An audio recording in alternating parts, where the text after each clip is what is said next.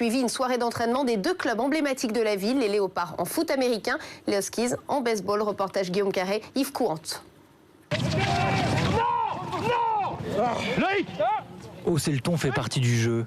Antoine Ricard n'hésite pas à secouer ses joueurs pour obtenir d'eux le meilleur durant les quelques secondes d'action. Ils étaient tous pris là. Non, soit tu pars, soit tu shootes, mais ose. Tu restes pas comme ça, oui j'y vais, non j'y vais pas.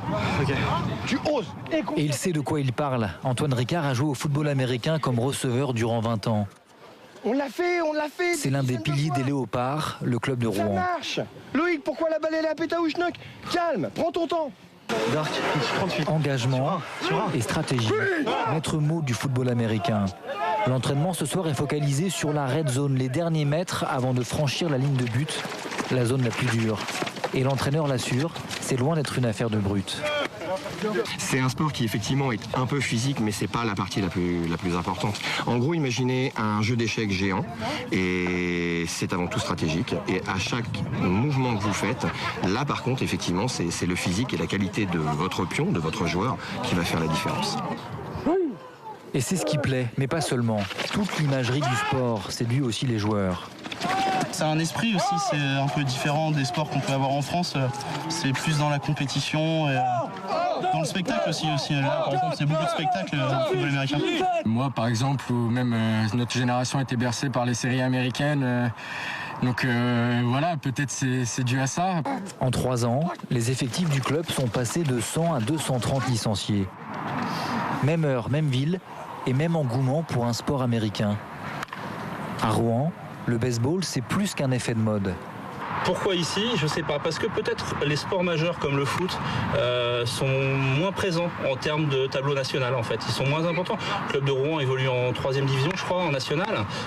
Peut-être un jour monter en D2, mais c'est vrai que pour l'instant, du coup, les sports américains ont une vraie place à Rouen. Il y a 25 ans, les Huskies s'entraînaient sur un terrain vague. Le club rouennais dispose aujourd'hui d'équipements flambant neufs comme ses lumières pour augmenter les plages d'entraînement. Ici, on mise sur les sports US. Le budget, il est de l'ordre de près de 35 000 €, l'accompagnement du club, ce qui est un budget, une participation de la ville importante. Pour être très honnête, c'est pas une volonté politique de développer, mais il y a des hommes qui ont envie et on les accompagne tout naturellement et tout simplement. D'autant plus que les résultats sont au rendez-vous. 9 titres de champion de France en 10 ans et un nombre de pratiquants en hausse chaque année. –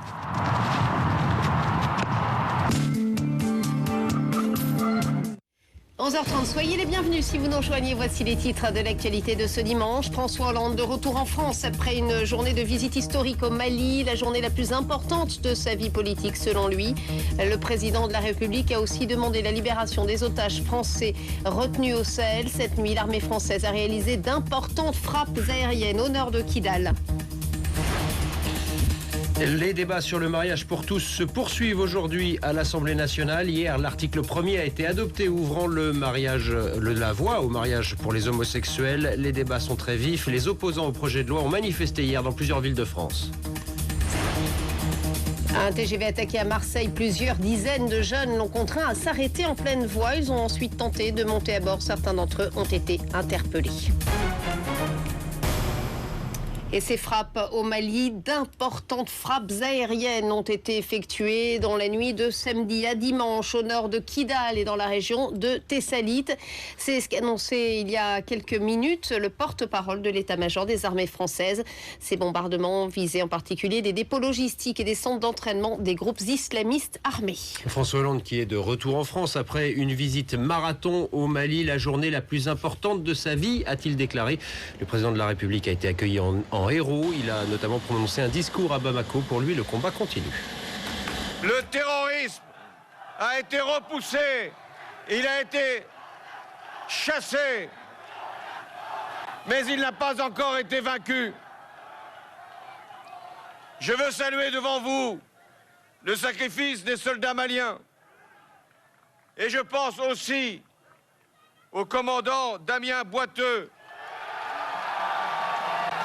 mort pour la liberté. Je viens sans doute de vivre la journée la plus importante de ma vie.